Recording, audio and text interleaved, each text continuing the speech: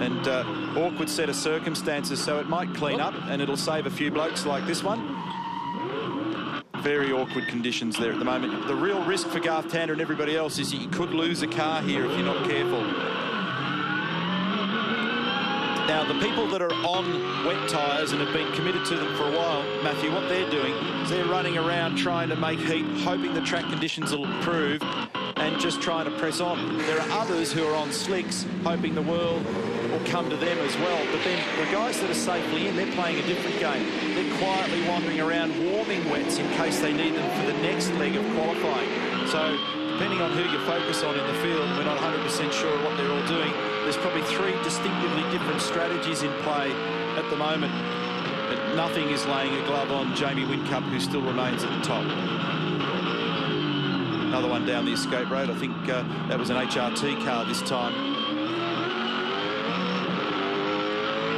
And down here, even if the rain stops beneath those trees and in the braking area here for turn 2, that'll be a bit tricky. We're going to stay on board here with Garth, so therefore that was Mark Scaife down the escape road, and it'll give you a great idea of the layout of the racetrack. This is turn 3.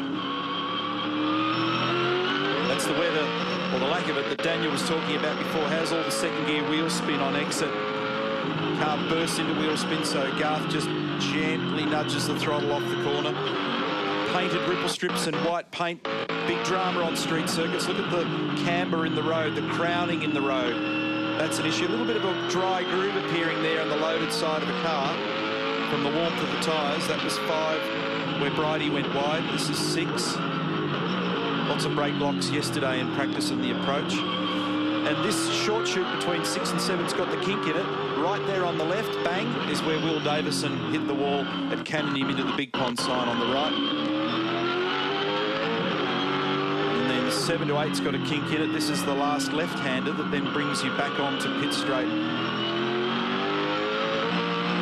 The pit lane entry's off to the right there. And down here, quite bumpy on the braking approach. Lots of people are finding their way down that escape road.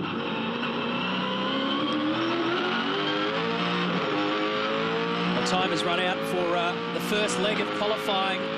And assuming that nobody can post a better flying time that they're still on, Stephen Richards will survive the cut, but Russell Ingall will be the first one out. So positions 21 to 29 while we stay on board with GT are Ingall, Dumbrell, Bright, Morris, Jason Richards. Hang on, correction, because that's changed. Russell Ingall's fired himself. No, somebody else has jumped up in order, and it's now Stephen Richards, Russell Ingall, Dumbrell, Morris, Jason Richards, Patrizzi, Marshall, Scott and D'Alberto. It is getting a bit better out there, Matt. You can start to see, even from our vantage point,